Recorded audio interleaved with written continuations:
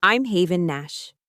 In the eyes of my stepfather, Frank, I am just an aging, useless secretary, a woman he believes couldn't even pump her own gas. But he doesn't know that right there in the back seat of his cramped minivan, smelling of stale yogurt and resentment, I am running a global hostage rescue operation. The moment the Boeing 747 of Air Force One tore through the sky and touched down on that provincial runway, Frank's face drained of all color. He screamed at me, spit flying, "Get down, Haven! What are you smuggling? Drugs? You're going to get the whole family killed." He stared at the red laser dots of the Secret Service dancing around my feet and trembled, convinced this was the end for his useless stepdaughter. But he was wrong. Dead wrong. When the cabin door opened, I didn't get handcuffs. I got a sharp salute from a Marine colonel. If you have ever been looked down upon by your own family, pushed to the margins while you carried the weight of the world on your shoulders, then hit that subscribe button right now. Because today, we are going to teach them a lesson they will never forget about who is really in charge. 48 hours before the tarmac incident, the air conditioning at the Longhorn Steakhouse off I-66 was working overtime, battling the humid Northern Virginia heat. But it couldn't cool down the simmering rage in my chest. The booth smelled like burnt garlic butter and cheap cologne. Frank's cologne. "To Kyle," Frank announced, his voice booming loud enough to turn heads 3 tables away. He raised a glass of the house Cabernet, holding it by the bowl like a barbarian, leaving greasy fingerprints on the glass. A real man, a conqueror of the skies. My younger half-brother, Kyle, sat opposite me, looking smug. He swirled his soda, soaking in the adoration. He was 30 years old, still living in the basement suite I helped pay for. And today, we were celebrating his monumental achievement, obtaining a private pilot's license for a single-engine Cessna. "That wasn't an easy check ride, Dad," Kyle said, feigning modesty while fishing for a piece of the Wild West shrimp. "The crosswind component was almost 5 knots. 5 knots? You hear that, Helen?" Frank slapped the table, making the silverware jump. My mother, Helen, nodded frantically, cutting her Flo's filet into tiny, nervous pieces. "Incredible," she chirped, avoiding my eyes. "Just incredible, Kyle." "That's what separates the men from the boys," Frank declared, pointing a steak knife at me for emphasis. "Aerodynamics, Haven. It's not just driving a car. You have to understand physics. Lift, drag, thrust. Things you don't need to worry about in your little travel secretary job." I slowly chewed a piece of broccoli. I wanted to tell him that a 5-knot crosswind is what we call a calm day at Andrews Air Force Base. I wanted to correct his explanation of Bernoulli's principle, which he was currently butchering to explain how a wing works. As the director of the Crisis Response Division at the NSC, I spent my mornings briefing Joint Chiefs on aerial refueling logistics for supersonic bombers. But I said nothing. I just nodded. "Congratulations, Kyle. Safe flights." Frank snorted. "Safe? Safety is for people who are afraid to live, Haven. Kyle is taking risks. He's out there doing things. Meanwhile, you're just booking hotels for politicians." My pocket buzzed. It wasn't a normal vibration.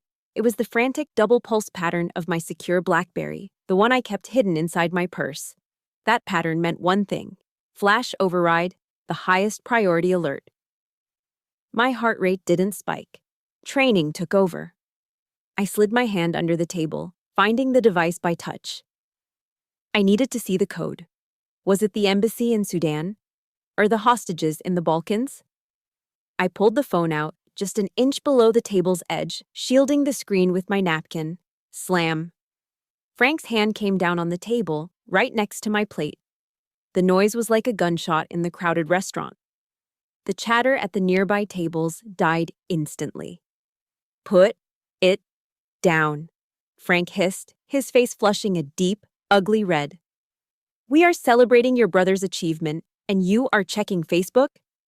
"Frank, I am sick of it, Haven."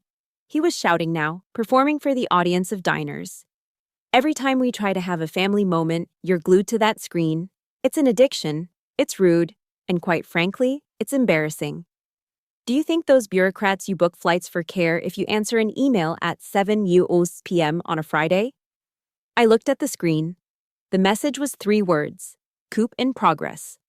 300 American citizens were currently trapped in a conflict zone, and the extraction window was closing in 4 hours. I needed to authorize the deployment of a carrier strike group. Right now. But Frank saw a disrespectful daughter playing on Instagram. I looked at my mother. She was staring at her mashed potatoes, shrinking into herself. "Haven, please," she whispered, her voice trembling. "Just put it away. Listen to your father." Kyle was telling a story. I took a breath. A long, slow inhale through my nose. This is what I did. I de-escalated warlords. I could handle a narcissist in a steakhouse. "You're right, Frank," I said, my voice steady, betraying nothing of the storm inside me. I slid the phone back into my purse, mentally calculating how many minutes I could afford to lose before sneaking to the bathroom. "I apologize. Please, Kyle, tell us more about the Cessna." Frank huffed, satisfied with his victory. He leaned back, the vinyl booth creaking under his weight. "See? Was that so hard? You need to learn some respect. Maybe if you listened more, you'd find a husband instead of marrying your job." The rest of the dinner was a blur of Frank's voice and the metallic taste of adrenaline in my mouth. I nodded at the right times. I smiled when Kyle bragged about landing on a grass strip. Then came the check. The waitress, a tired-looking woman in her 50s, placed the black leather folder in the center of the table. Frank picked it up. He made a show of putting on his reading glasses, scanning the receipt. He frowned, humming and hawing, tapping his finger on the total amount. $185. Not a fortune, but for a retired mid-level manager who spent too much on aviation hobbies, it was a pinch. He sighed loudly, taking off his glasses. He looked at Kyle with pride, then his eyes slid to me with a cold, calculating gleam. "You know," Frank said, tossing the folder onto the table so it slid right in front of my water glass. "This is a big night for the family. And Haven, since you're the only one here with no dependents, no husband, no kids to feed." He grinned. It wasn't a smile, it was a challenge. "Your money is just sitting there gathering dust, isn't it? Why don't you treat your brother? It's the least you can do for missing his graduation ceremony last week." I hadn't missed it. I was in the Situation Room monitoring a drone strike. "Frank, I thought this was your treat," my mother murmured weakly. "Nonsense, Helen," Frank laughed, clapping a heavy hand on Kyle's shoulder. "Haven wants to contribute. She wants to show she cares. Right, Haven?" I looked at the folder. Inside that purse, next to the phone that held the fate of a nation, was my wallet. I made 6 figures. I could buy this restaurant if I wanted to. But that wasn't the point.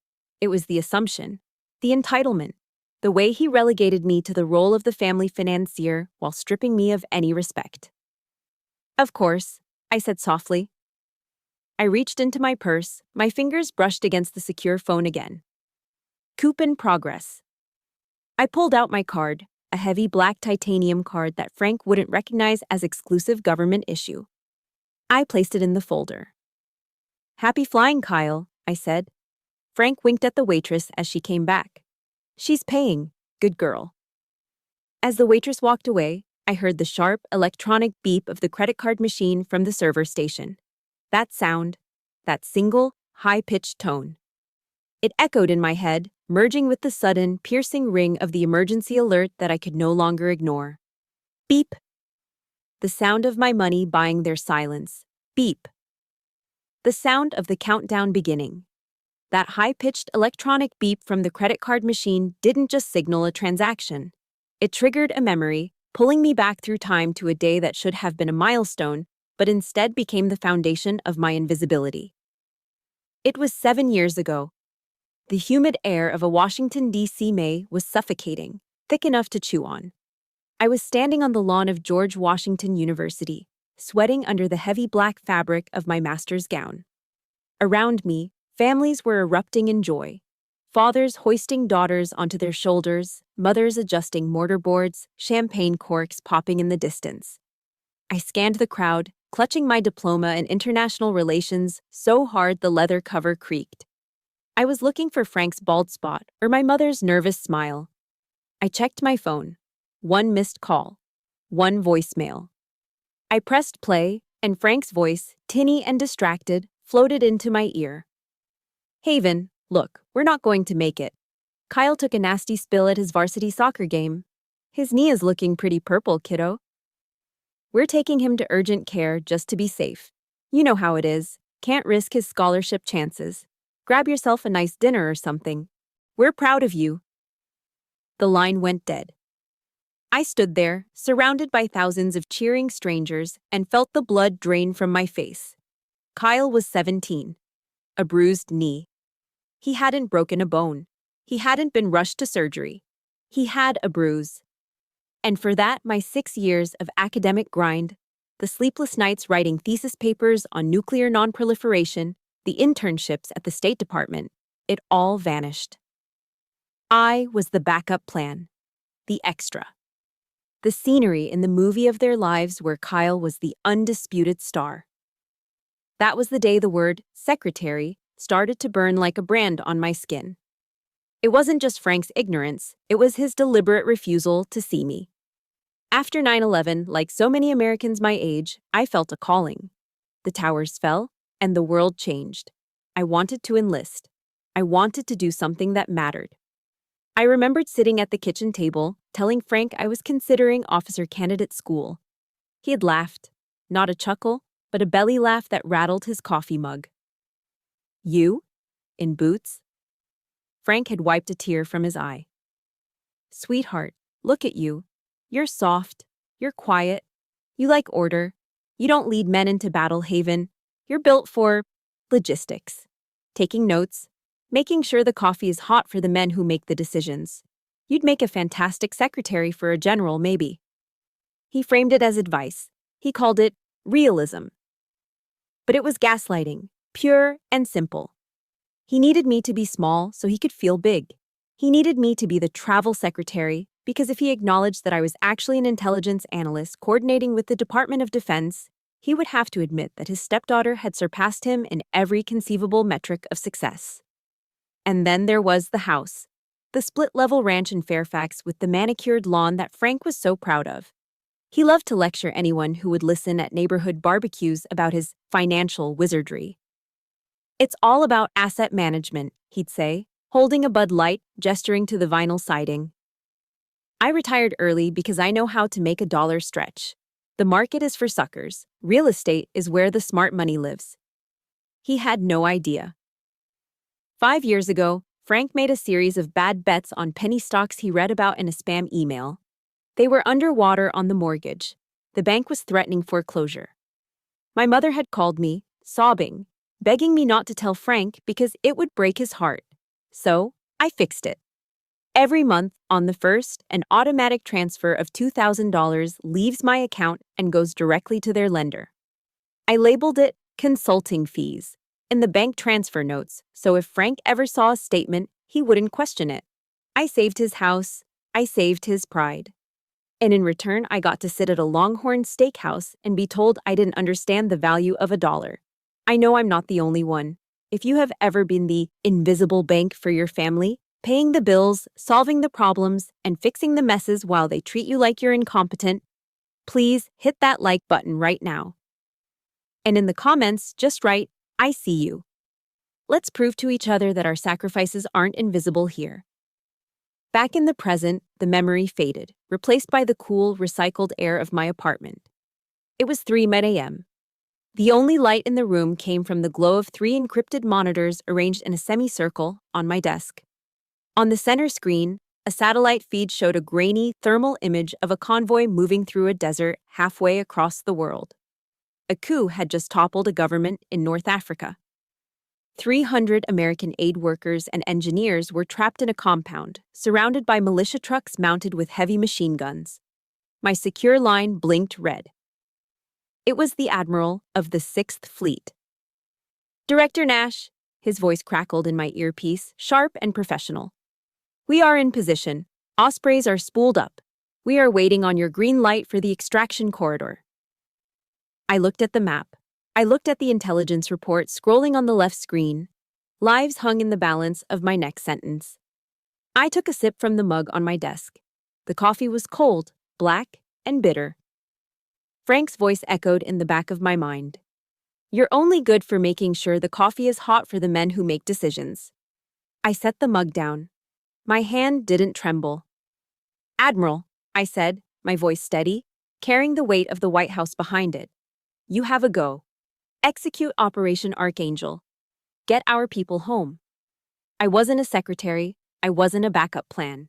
I was the one holding the line while the rest of the world, including Frank and Kyle, slept soundly in the beds I helped pay for. But as I watched the thermal signatures of the Marines moving in to save lives, I knew the hardest battle wasn't happening in that desert. It was happening tomorrow morning. Frank had confiscated my car keys. He had trapped me in his world. And in a few hours, I would have to step out of this command center, put on my useless daughter mask, and get back into that minivan. I looked at the blinking cursor on my screen. The operation was underway, but I had my own extraction to plan. And unlike the convoy on my screen, I didn't have a fleet coming to save me. I had to save myself. The plan I had formulated in the dark at 3 a.m. was flawless, simple, efficient, and precise. I would shower, grab my pre-packed go bag, which contained a satellite uplink, a change of clothes, and 2 encrypted hard drives, and be on the I-66 on-ramp by 6:15. I would reach the White House Situation Room by 6:45, just in time to brief the National Security Advisor before the President's morning intelligence update. But as the military strategist Helmuth von Moltke once said, no plan survives first contact with the enemy. He just didn't know the enemy would be a retired airline middle manager in khaki cargo shorts. At 6:05 a.m., the secure phone in my pocket vibrated with a violence that rattled my teeth. It was the specific 3-pulse pattern indicating a flash override, a priority level that supersedes all other civilian and military communications. I glanced at the screen. The threat level had just escalated to DEFCON 3. The militia in the North African desert had moved their artillery into firing range of the hostage compound. We had moved from a monitoring situation to an active crisis. I sprinted down the hallway of my mother's house, my heels clicking sharply on the hardwood. I burst out the front door, adrenaline flooding my system, my mind already calculating flight paths for Reaper drones. I reached for the door handle of my dark gray sedan parked in the driveway. It was my sanctuary, my escape pod, my connection to the adult world where I commanded respect. And just where do you think you're going? The voice stopped me cold. I looked up.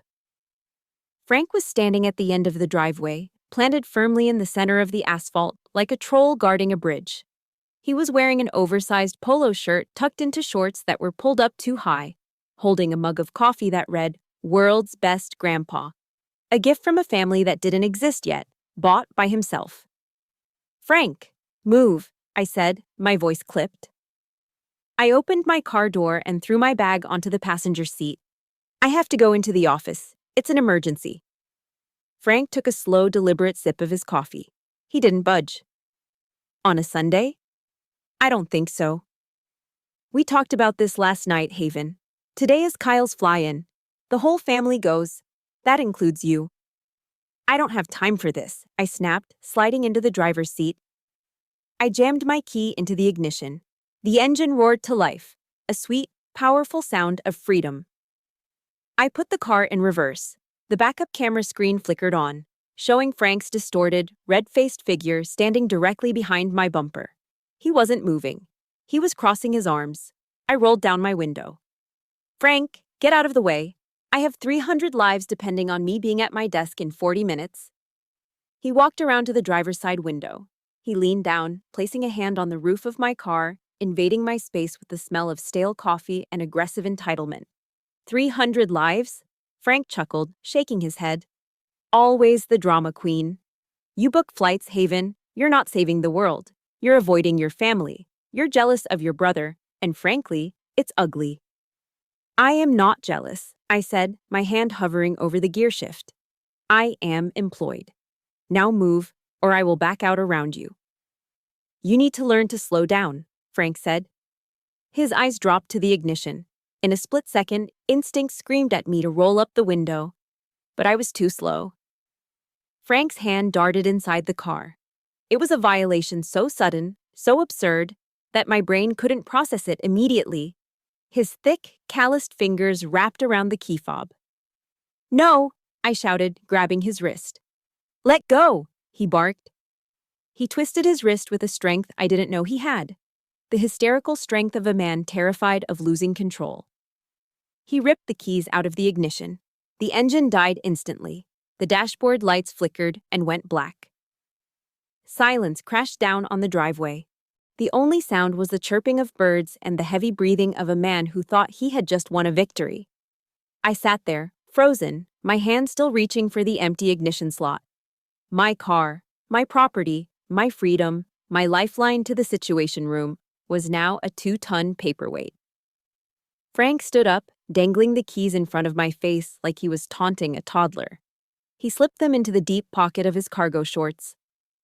"I'm confiscating these," he said, his voice dropping to that patronizing teacher tone he loved so much. "Since you want to act like a spoiled child who can't follow family rules, I'm going to treat you like one. You're grounded from the car, Haven." "Frank," I said, my voice trembling with a rage so cold it felt like ice in my veins. "Give me back my keys. That is theft. That is federal property inside that vehicle." "It's a Toyota, Haven, not a tank," he scoffed. "Now get out. You're riding in the van with us. We're leaving in 5 minutes. Don't make me come drag you out." He turned and walked toward the house, his flip-flops smacking against his heels, satisfied with his parenting. I sat in the dead car, gripping the steering wheel until my knuckles turned white. I could call the police. I could call the Secret Service detail assigned to my division. They would be here in 10 minutes. They would tackle Frank, handcuff him on his manicured lawn, and retrieve my keys. But 10 minutes was too long. And the paperwork, the scandal, the background checks on my family that would follow. It would derail the operation. I couldn't afford a domestic dispute report when I needed top-secret clearance to authorize a drone strike. I looked at my secure phone. DEFCON 3. The mission was the only thing that mattered. If I couldn't get to the command center, I had to bring the command center to me. I swallowed the scream that was clawing at my throat. I grabbed my go bag. I stepped out of my sedan, slamming the door shut. I walked toward the open garage where the beige Honda Odyssey sat waiting. It was covered in pollen and bumper stickers that said, "Proud parent of an honor student." It was the chariot of suburban mediocrity. I slid the side door open. The interior smelled of old French fries, wet dog, and the unmistakable sour scent of spilled yogurt that had baked in the Virginia sun. "Good choice," Frank called out from the front porch, jingling my keys in his pocket. "See? Isn't it nice to be part of the team?" I climbed into the back seat, squeezing myself between a massive child safety seat for a nephew who visited once a year, and a cooler full of sodas. I pulled my knees to my chest. I put my earbuds in. I tapped the screen of my phone, initializing the secure link to the Pentagon. Thud. The automatic door slid shut, sealing me inside. Frank thought he had stripped me of my power by taking my keys. He thought he had trapped me.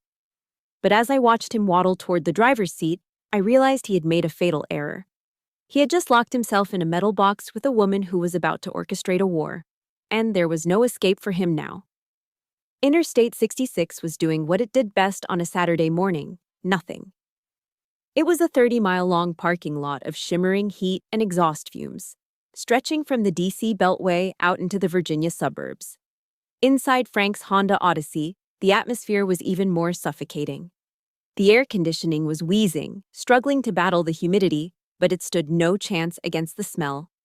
It was a specific, cloying scent unique to family road trips, a mixture of stale fast food French fries, the faint, sour odor of old yogurt spilled weeks ago, and Frank's overwhelming musk of cheap aftershave and self-righteousness. I was wedged in the back row, my knees pressed against the back of the middle seat. To my left was a giant plastic cooler filled with generic brand soda. To my right was a child safety seat belonging to my cousin's toddler, covered in sticky residue and crumbs of crushed Cheerios. The hard plastic of the car seat dug into my hip with every lurch of the stop-and-go traffic. "You see this, Kyle?" Frank said, his eyes darting to the rearview mirror to make sure he had an audience. He tapped the steering wheel with authority. This is why you check your tire pressure. Half these idiots are driving on soft rubber. Increases the drag coefficient, burns gas, bad for the asphalt. It's basic physics, but nobody teaches that anymore. I kept my head down, my hair falling forward like a curtain to hide the wireless earpiece in my right ear. Copy that, Admiral, I whispered, barely moving my lips. What is the status of the extraction team? Director Nash, the voice of Admiral Holloway, commander of the 6th Fleet, came through crystal clear, a stark contrast to the static of the minivan's radio. The Osprey team is refueling mid-air. We are holding at the rendezvous point. But we have a problem. Intelligence suggests the militia has acquired shoulder-fired surface-to-air missiles. We need authorization to engage preemptively. Hold fire, I whispered. If we shoot first, the hostages die. I need visual confirmation on the SAM sites. Haven! Frank's voice cut through the Admiral's report like a foghorn. I flinched, instinctively sliding my phone under my thigh. Yes, Frank. Are you listening? He waved a hand at the glove compartment. I was just telling your brother that a real pilot doesn't rely on GPS. GPS rots your brain. If the satellites go down, what do you have? You have a paper map. Hand me the Rand McNally from the pocket there. He wanted me to pass him a road atlas, a book of paper maps that hadn't been updated since 2015. Frank, we're on I-66, I said, trying to keep the irritation out of my voice.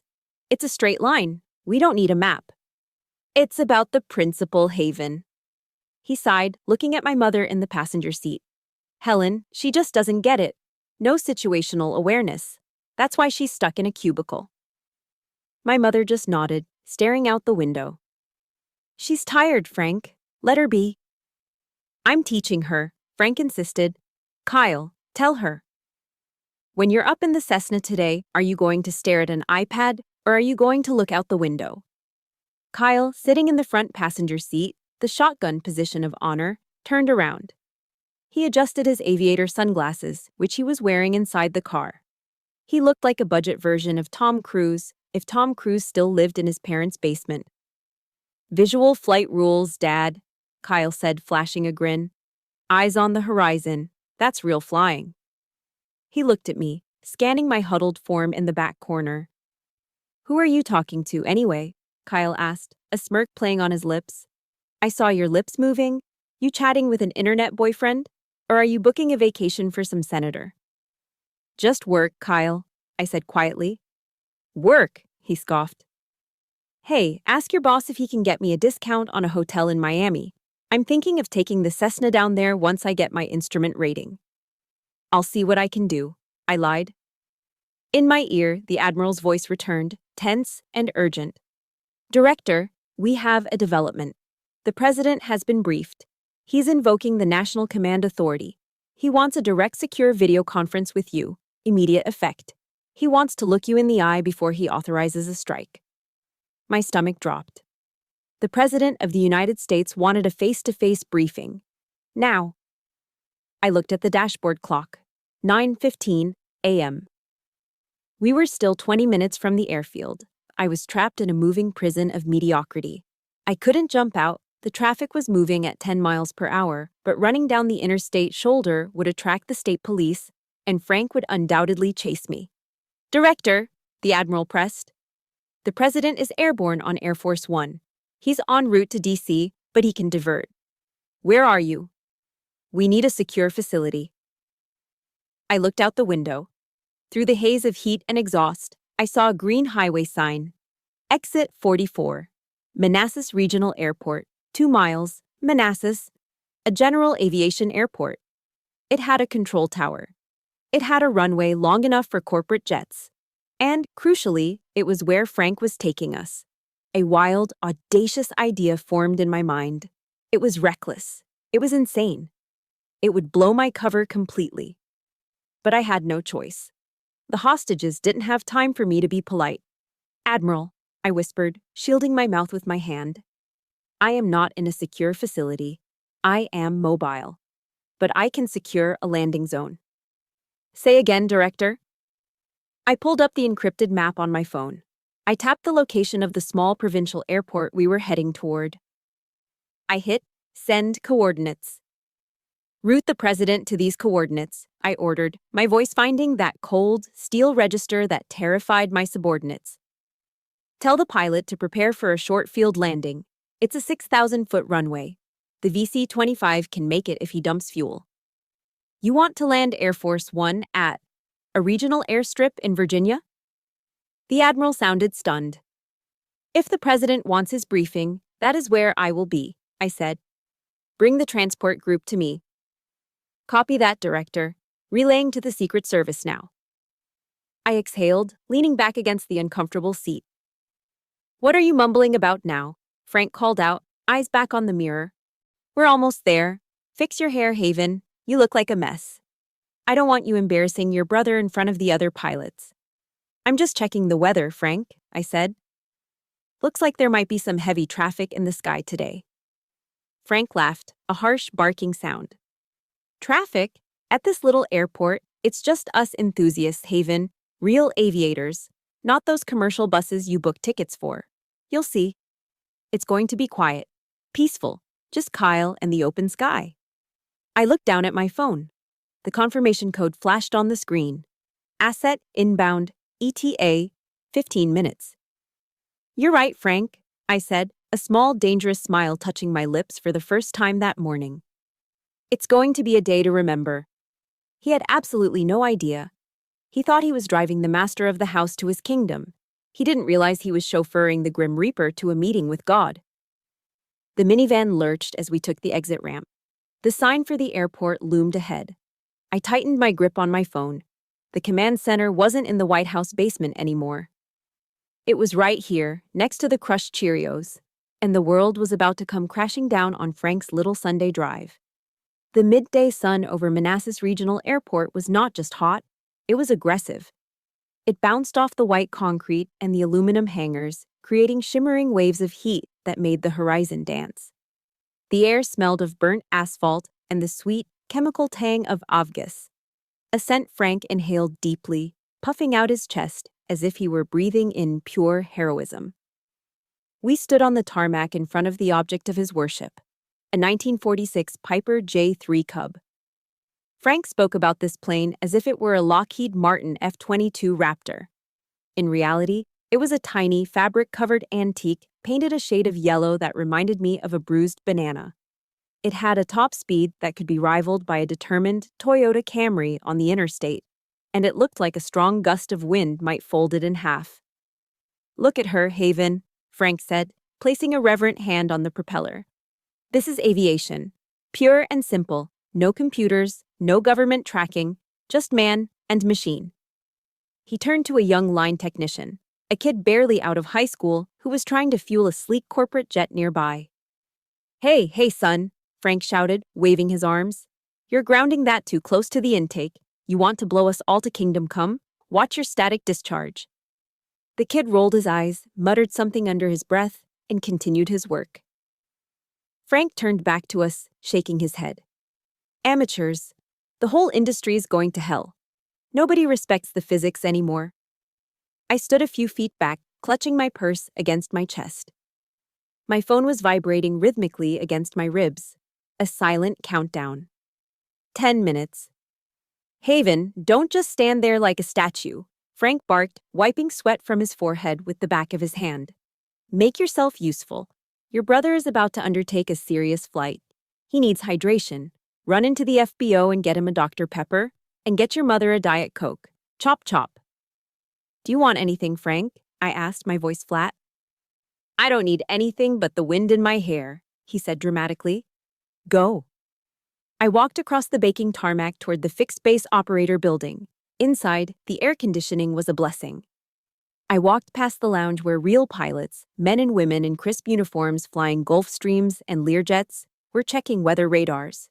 They glanced at me, the woman in the sensible blouse and slacks, assuming I was a lost passenger. I stood in front of the vending machine, feeding quarters into the slot. Clink, clink, clink. It was surreal. I was the woman who had just authorized a cryptographic key change for the entire Sixth Fleet And here I was, fishing for loose change to buy a soda for a 30-year-old man who thought flying a kite with an engine made him Chuck Yeager. I grabbed the cold cans, Dr. Pepper, Diet Coke. The condensation dripped onto my hand. When I returned to the plane, Kyle was already in the cockpit, or rather the front seat of the fabric kite. He was wearing his aviator sunglasses and checking his wrist, looking at a watch that was far too expensive for someone unemployed. "Thanks, sis," Kyle said, taking the soda without looking at me. He cracked it open, taking a long swig. "Man, the density altitude is high today. Going to be a tricky climb out." "You'll handle it," Frank said, beaming. He looked at me and pointed to a large golf umbrella lying on the ground. "Haven, open that up and hold it over the cockpit. The sun is heating up the instrument panel. We can't have the gauges drifting." "You want me to hold the umbrella?" I asked. "Yes, hold the umbrella," Frank snapped. "Protect the equipment. God, do I have to explain everything? Stand there. No, further back. You're blocking the airflow to the intake." I stepped back, hoisting the heavy umbrella over Kyle's head like a servant attending to a pharaoh. My arm ached. The heat radiated up through the soles of my shoes. "Pre-flight check," Kyle announced, his voice dropping an octave to sound deeper. "Altimeter set, magnetos off, throttle cracked." Frank pulled a bulky black handheld radio scanner from his belt loop. It was an ancient device from Radio Shack that he carried everywhere, claiming it gave him intel that the news didn't report. He extended the telescopic antenna, turning the squelch knob until the static hissed loudly. "Tower is quiet," Frank noted, listening to the fuzz. "Good. Means we have the pattern to ourselves." I shifted my weight. The vibration in my purse had stopped. That meant only one thing: asset on final approach. Suddenly, the static on Frank's radio changed. It wasn't the lazy hiss of an open channel anymore. It was a sharp, rhythmic interference, the kind you hear when a massive electromagnetic source overpowers a receiver. Zuzzed, zuzzed, pop. Then, a voice cut through the noise. It wasn't the bored local controller I usually heard on Frank's scanner. This voice was different. It was crisp, authoritative, and terrifyingly calm. "Break! Break! All stations, Manassas Tower. Implementing immediate ground stop. Security level 1 in effect. All aircraft on the ground, hold position. All aircraft in the pattern, depart the airspace immediately. This is a federal mandate." Frank frowned, tapping the side of his radio. "What? What kind of garbage is this?" "Repeat," the voice continued, louder this time. "Ground stop. Clear the runway. Unidentified heavy traffic inbound. Expedite." The young technician fueling the jet dropped his hose. The pilots I had seen in the FBO were running out onto the balcony, looking at the sky. Frank looked at the radio, then at Kyle. He let out a scoff of disbelief. "Ground stop." Frank laughed, a nervous, irritated sound. "For what? There's not a cloud in the sky. This is ridiculous. Probably some bureaucrat in DC pushed the wrong button." "Dad, maybe we should wait," Kyle said, his hand hovering over the starter. He looked less like Top Gun and more like a confused kid. "Nonsense," Frank yelled over the sound of a siren starting up in the distance. "It's a drill, Kyle. They do this to scare the hobbyists away. We have rights. We filed a flight plan. Well, we were about to. Start the engine." "Frank," I said, lowering the umbrella, "you should listen to the radio." Frank spun on me, his face purple in the heat. "Don't you start, Haven. You don't know the first thing about FAA regulations. I've been listening to this scanner for 20 years. If it was real, I'd know." He turned back to Kyle, waving his hand dismissively at the empty blue sky. "Kick the tires and light the fires, son. Let's show them what this bird can do before they close the runway for their little game." Kyle nodded, emboldened by his father's stupidity. He reached for the ignition switch. "Clear prop," Kyle shouted. The little propeller spun. The engine coughed, sputtered, and roared to life with the noise of a very angry lawnmower. Frank pumped his fist, shouting over the engine noise. "That's it! Taxi to the hold line. Ignore the tower." I stepped back, folding the umbrella. I looked to the east. Frank was looking at the yellow toy in front of him. He was looking at the pavement. He was looking at his shoes. He wasn't looking up. But I was. And in the distance, a dark speck was growing larger against the sun. It wasn't a cloud, it wasn't a bird, and it certainly wasn't a drill. The air pressure dropped, the birds stopped singing, even the drone of the Piper Cub seemed to falter, as if the machine itself was trembling in the presence of a predator. Frank screamed something at the tower, shaking his fist. He had no idea that in about 30 seconds, his entire understanding of the universe was about to be obliterated by 4 General Electric CF6 turbofan engines. It started as a vibration in the soles of my shoes, a low, thrumming tremor that traveled up my legs and settled in my chest, rattling my ribcage. The birds that had been chirping around the hangar suddenly went silent. The wind picked up, but it wasn't a natural breeze. It was a pressure front, a wall of displaced air pushing ahead of something massive. "What is that?" Kyle shouted, looking around wildly. "Is that a storm front?" Frank looked up from his shoes, squinting against the glare. "Don't be stupid, Kyle. It's probably a C-130 transport from the guard base. Loud, clumsy things." But then the sun went out.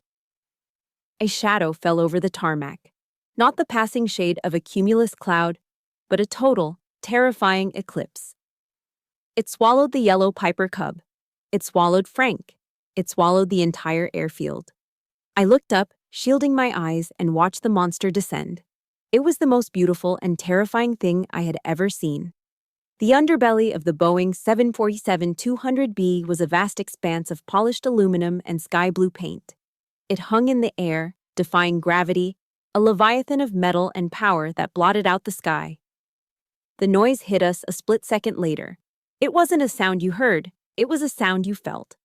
The scream of 4 General Electric CF6 turbofan engines at idle was enough to vibrate teeth in their sockets. As the pilot flared for landing, the roar escalated to a deafening, earth-shattering howl. "Get back!" Frank screamed, but his voice was lost in the cacophony. The sheer force of the jet wash hit us like a physical blow. Frank's hat, the one that proclaimed him the world's best grandpa, was ripped from his head and sent tumbling across the asphalt into a drainage ditch. The Piper Cub rocked violently on its suspension, its wings dipping dangerously as if bowing in submission. Screech! 600,000 pounds of American diplomacy slammed onto the runway. Smoke erupted from the 18 main landing gear tires as they bit into the pavement. The smell of burning rubber instantly overpowered the scent of Frank's cheap cologne. The massive aircraft slowed, its thrust reversers deploying with a mechanical roar that sounded like the end of the world. It taxied toward us, a towering wall of steel. And then, I saw it.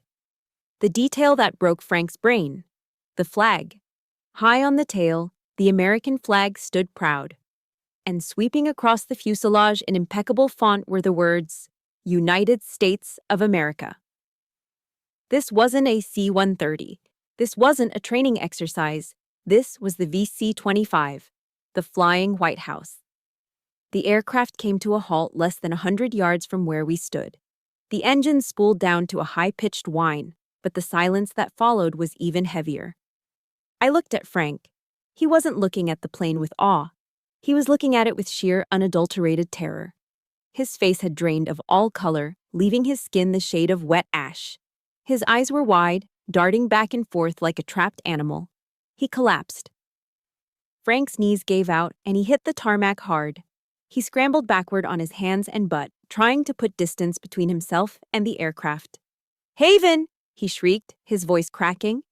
He lunged out and grabbed my ankle, his fingernails digging into my skin through my pant leg. Get down, you idiot!" "Frank, let go," I said, my voice calm amidst the chaos. "What did you do?" he screamed, spit flying from his lips. "Why are they here? Is this the FBI? Are you smuggling drugs? Oh my God, you're laundering money for terrorists, aren't you? That's where the mortgage money came from." He was hyperventilating now, his narcissism twisting reality into a pretzel.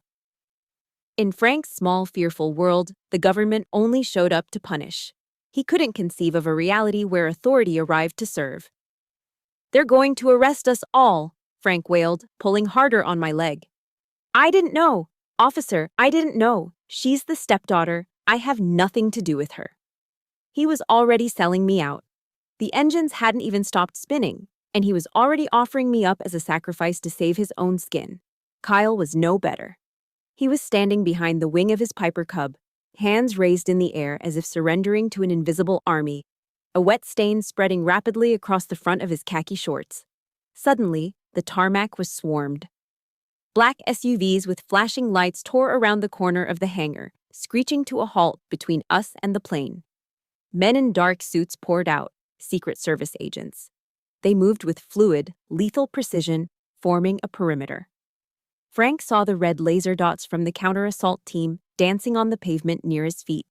He curled into a fetal position, covering his head with his hands.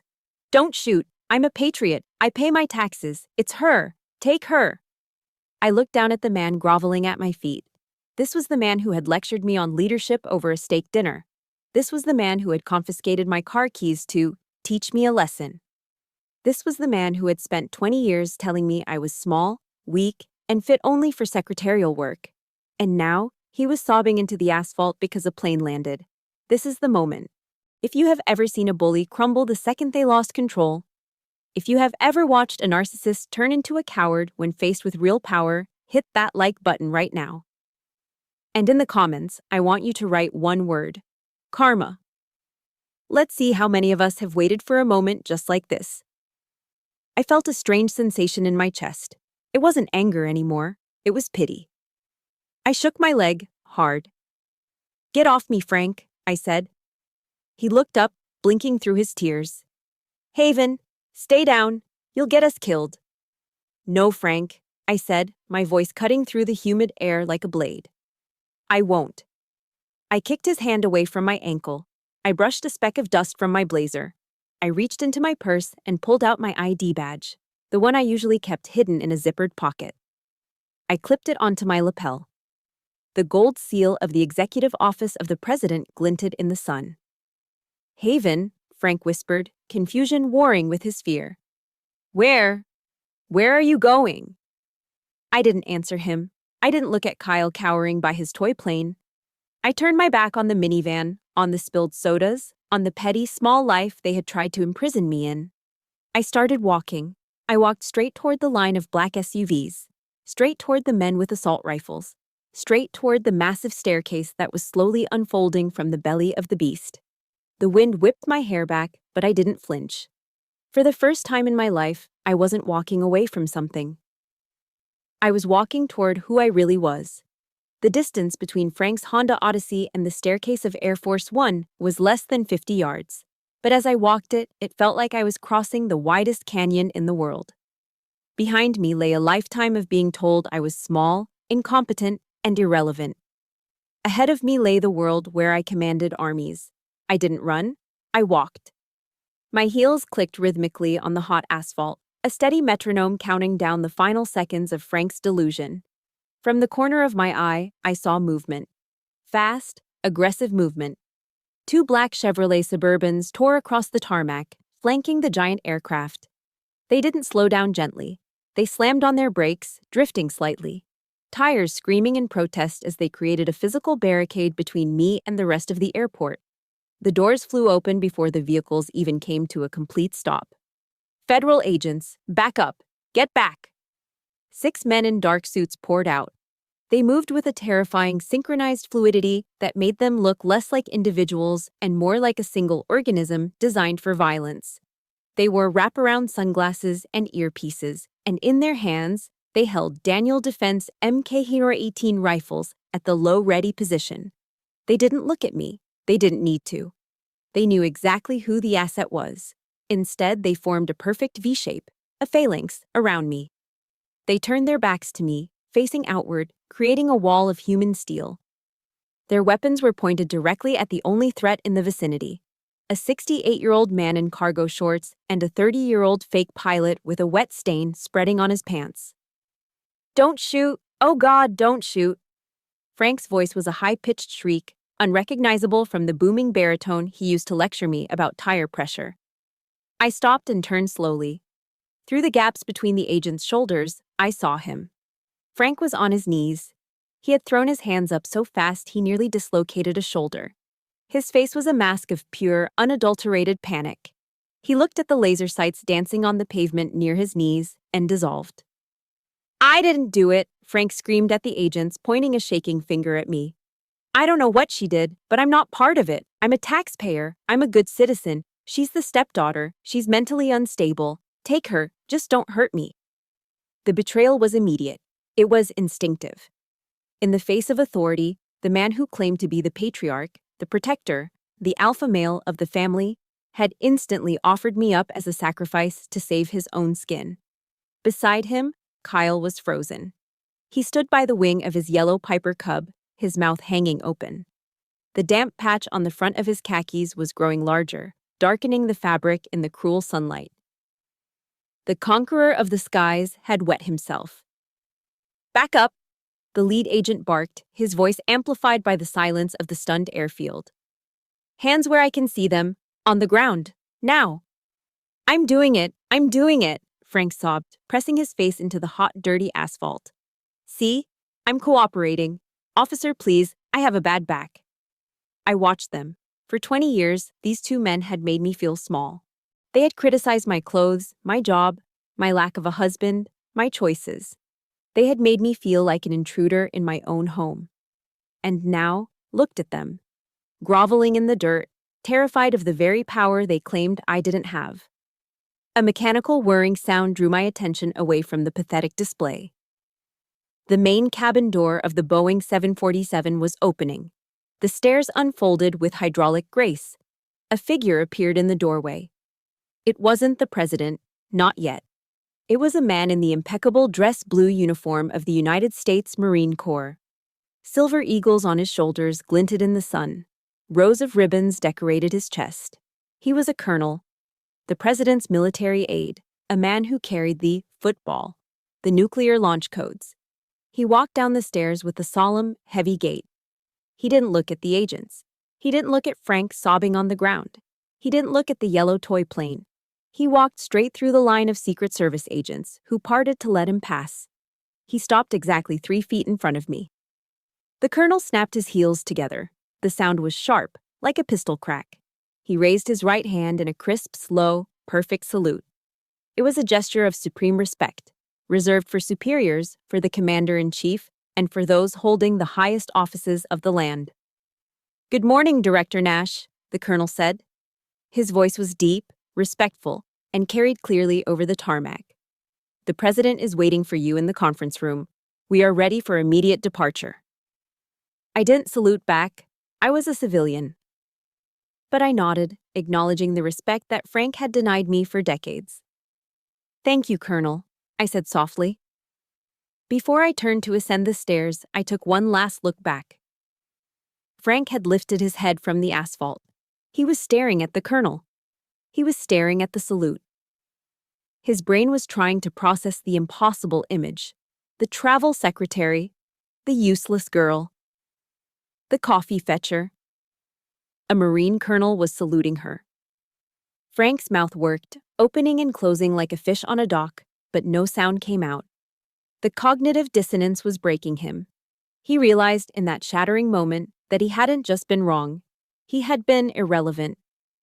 I looked him right in the eye. I didn't smile. I didn't gloat. I didn't flip him off. I didn't need to. I simply looked at him with the detached curiosity one might have for a bug that had just splattered against a windshield. Goodbye, Frank, I whispered, though he couldn't hear me over the rising whine of the engines. I turned my back on him. I turned my back on the minivan. I turned my back on the debt I paid, the insults I swallowed, and the keys he had stolen. As I climbed the stairs to the most powerful aircraft on Earth, I felt a weight lift off my shoulders. A weight I hadn't realized I was carrying until it was gone. The Secret Service agents began to retreat, moving in formation to follow me, leaving Frank and Kyle alone on the vast, empty runway, small and insignificant under the shadow of my wings. I stepped into the cool, pressurized cabin of Air Force One.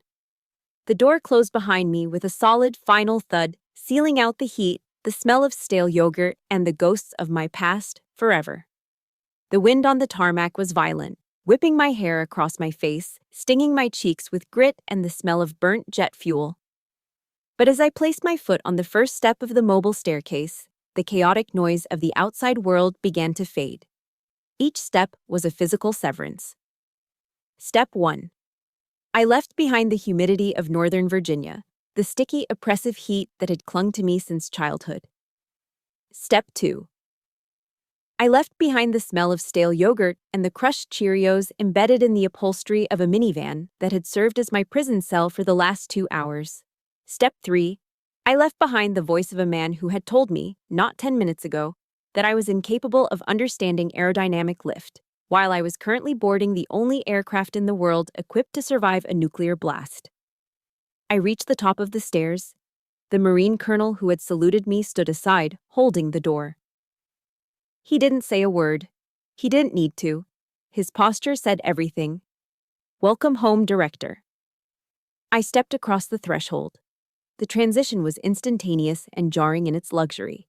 The roar of the engines, that deafening, bone-shaking scream, vanished, replaced by the hushed, pressurized silence of the cabin. The air here was different. It was cool, crisp, and scrubbed clean of dust. It smelled of expensive leather, furniture polish, and the rich, dark aroma of freshly brewed Kona coffee. The kind served on silver trays, not in styrofoam cups. A steward in a white jacket nodded to me. Director Nash, can I take your bag? No, thank you, I said, gripping the strap of my go bag. It contained the hard drives. It stayed with me. The president is in the conference room, the steward said, gesturing down the corridor. He's reviewing the initial casualty reports. I walked down the aisle. The carpet was a deep, plush blue, woven with the seal of the President of the United States. To my left, the communications center was buzzing with quiet efficiency. Military aides talking in low voices into secure handsets, typing on laptops that controlled the movements of fleets and armies. This was power. Frank's power was loud. It was shouting at a waitress in a steakhouse. It was confiscating car keys. It was bullying a teenage boy into flying a kite with an engine. Real power was silent. Real power didn't need to shout. It hummed. I reached the door of the conference room. It was open. The President of the United States was sitting at the head of a long, mahogany table. He was in his shirt sleeves, his tie loosened slightly, reading glasses perched on the end of his nose. He was studying a topographic map of the North African desert spread out before him. He looked up as I entered. He looked tired, the heavy burdened fatigue of a man who carries the lives of millions in his pocket. But his eyes were sharp. Haven, he said, removing his glasses. He didn't stand on ceremony. We had worked together through 2 hurricanes and a diplomatic crisis in the South China Sea. He knew I didn't care for pleasantries when the clock was ticking. I apologized for the dramatic pickup. The Secret Service wasn't thrilled about landing a 747 on a strip designed for Cessnas, but I told them you don't send coordinates unless it's the only option. It was the only option, Mr. President, I said, placing my bag on the table and pulling out the encrypted drives.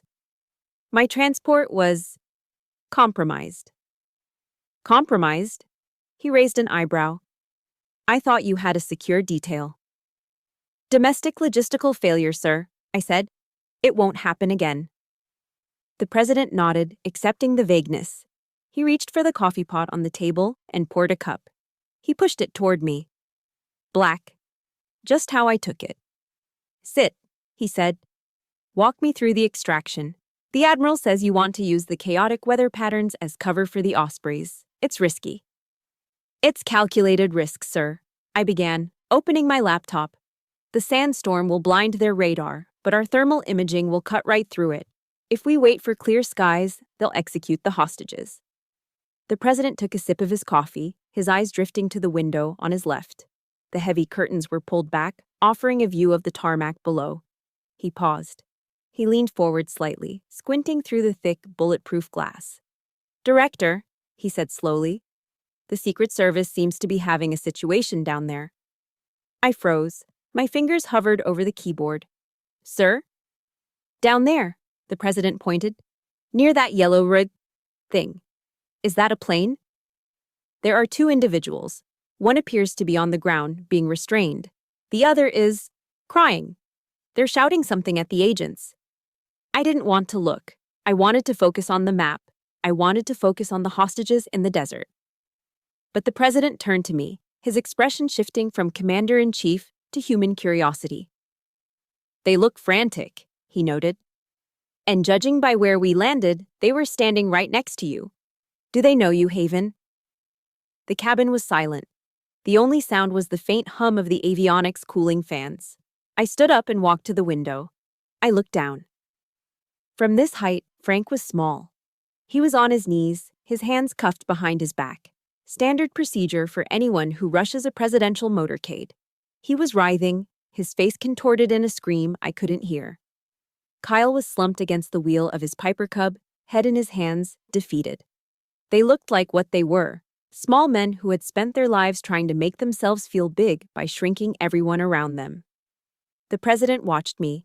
He was giving me an opening. He was the most powerful man on the planet. If I said the word, he could make a call. He could have the agents release them. He could have someone explain to Frank that he was wrong.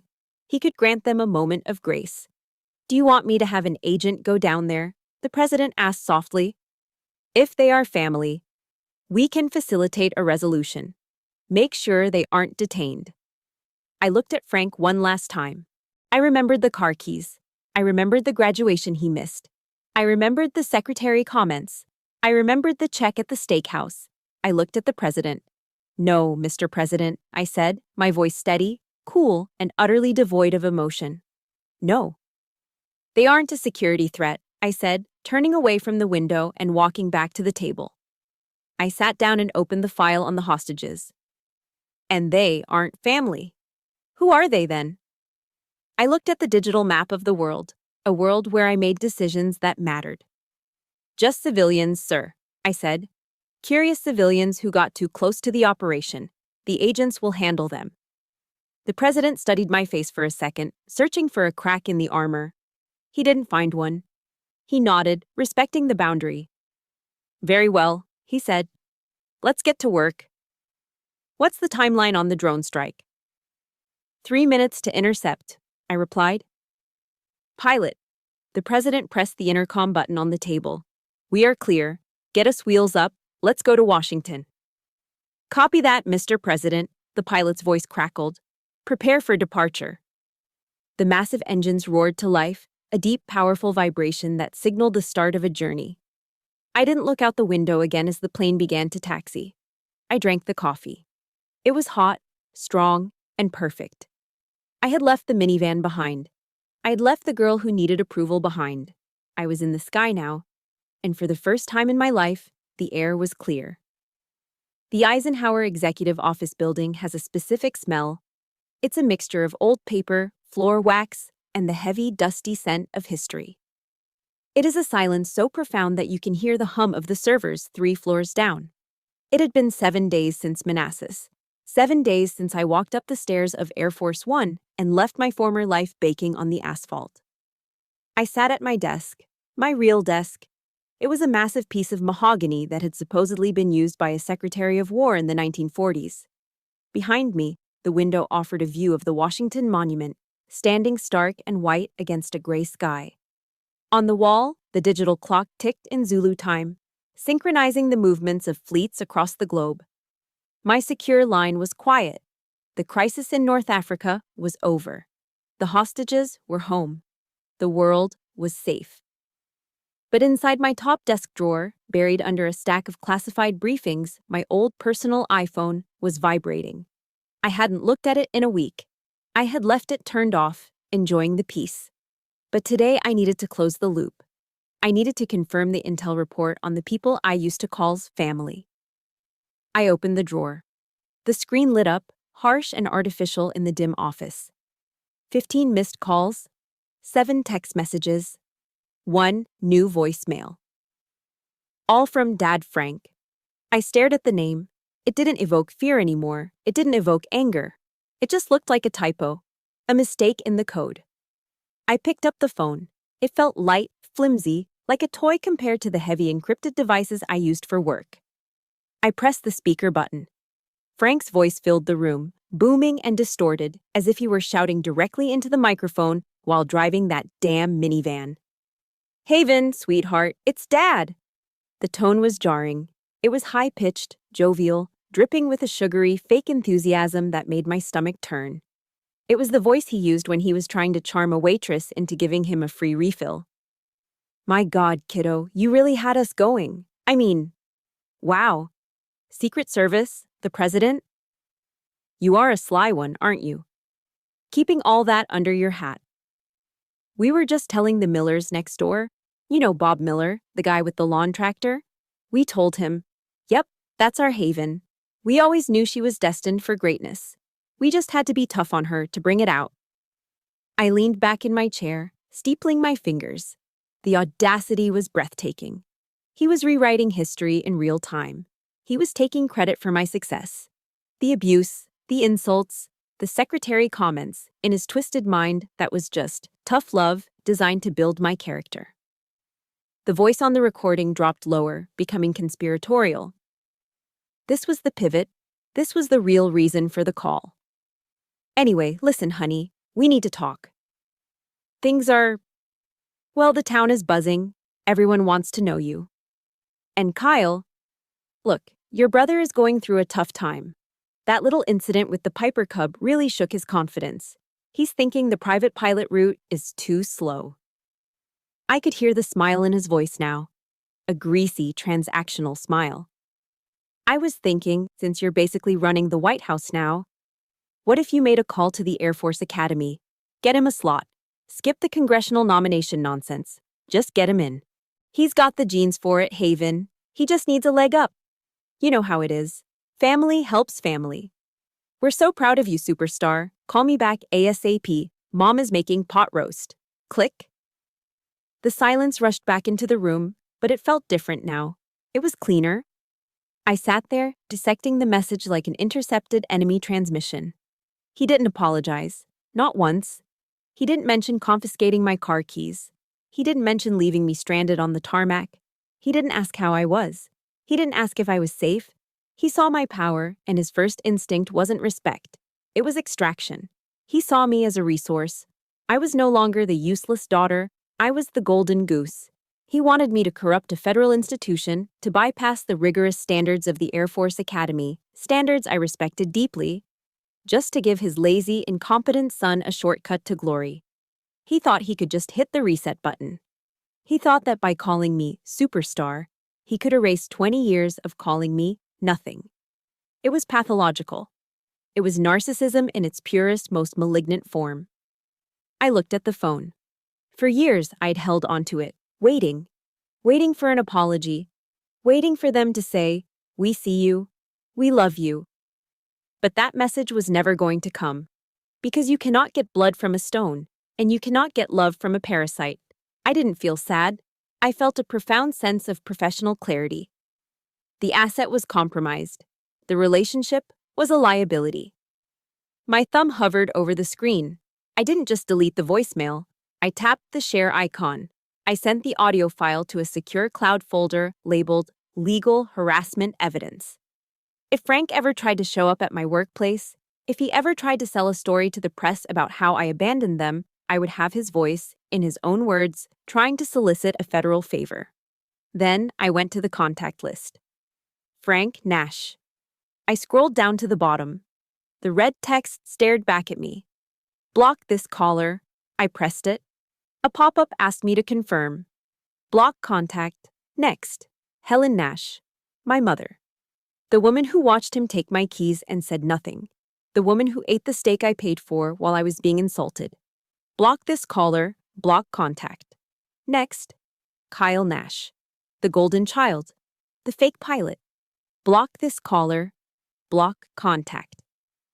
I put the phone down. I expected to feel heavy. I expected to feel the weight of orphanhood, the sting of being truly alone in the world. But I didn't. I felt like I did when the landing gear retracted on takeoff. I felt lighter. I felt drag reduction. I looked out the window at the Washington Monument. The sun was breaking through the clouds, illuminating the white stone. I wasn't alone. I had a team of 300 analysts downstairs who respected me. I had a president who listened to me. I had a mission. I picked up the old iPhone one last time. I walked over to the shredder bin in the corner of the room, the one reserved for non-classified electronic waste. I dropped the phone into the bin. It landed with a hollow thud among the shredded paper. I walked back to my mahogany desk. I pressed the intercom button on my secure line. "Director Nash?" My assistant's voice chirped instantly. "Sarah," I said, my voice clear and strong. "Bring me the briefing on the Pacific Rim, and get me a fresh cup of coffee. Black." "Right away, Director." I opened my laptop. The screen glowed with data, maps, and responsibilities. The file on family was closed. The file on my life was just opening. And for the first time, I was the only one with the edit access. The colonnade of the White House is perhaps the most deceptive strip of pavement in America. To the tourists peering through the iron fences on Pennsylvania Avenue, it looks like just a walkway. A simple, open-air corridor supported by white pillars that connects the residence to the West Wing. But when you walk it, really walk it, you feel the weight of the ghosts who have paced these stones before you. Decisions that changed the course of history were made in the space between these columns.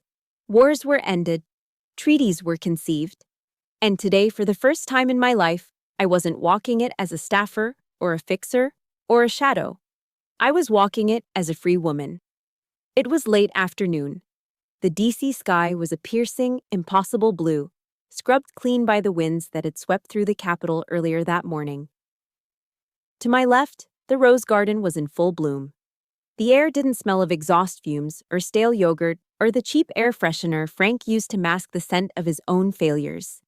It smelled of damp earth, heritage roses, and freshly cut grass. I stopped near a white iceberg rose bush. I reached out, brushing my fingers against a petal. It was soft, but the thorns beneath were sharp. It made me think of Frank. For 20 years, Frank had tried to prune me. He had tried to clip my branches, stunt my growth, and keep me contained in the small dark pot of his own insecurities. He had told me I was weak. He had told me I was just a secretary. He had confiscated my keys to keep me grounded, literally and metaphorically. He thought that if he piled enough dirt on top of me, I would suffocate. He thought that if he buried me under insults and gaslighting and the crushing weight of his own narcissism, I would eventually disappear. I looked up at the white pillars standing tall against the sun. They say there is a Mexican proverb that goes, "They tried to bury us. They didn't know we were seeds." Frank didn't understand the nature of pressure. He didn't understand that carbon, when subjected to enough crushing weight and intense heat, doesn't crumble. It turns into diamond.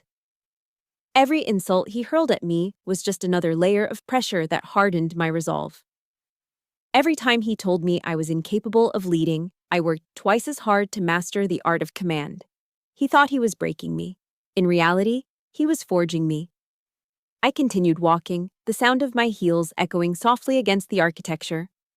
I thought about the voicemail I had listened to an hour ago, the desperation in his voice, the transactional love, the way he tried to barter my success for his son's comfort. A week ago, that call would have ruined my day. It would have sent me spiraling into a guilt trip, wondering if I was a bad daughter, wondering if I owed him something for the roof he put over my head, even if I paid for the mortgage on that roof. But today it felt like reading about a weather system on a different planet. It was a storm, yes, but it wasn't my storm. I had closed the window. I reached the end of the colonnade, near the entrance to the Oval Office. There is a presence here, a sense of continuity. I thought of Eleanor Roosevelt, a woman who knew something about being underestimated, about being defined by the men in her life, until she decided to define herself. Her voice seemed to whisper in the breeze, rustling the magnolia trees. No one can make you feel inferior without your consent. For so long, I had given Frank my consent.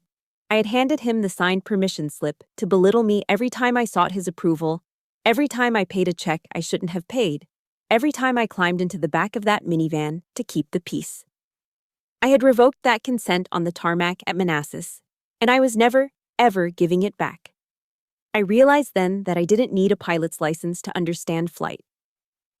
Frank and Kyle were obsessed with the mechanics of flying, the flaps, the rudder, the engine. They thought flying was about manipulating a machine. But real flight? Real flight is the ability to rise above the turbulence. It's the ability to look down at the things that used to terrify you, the bullies, the debts, the expectations, and see them for what they truly are. Small, insignificant dots on a map that you have already flown past.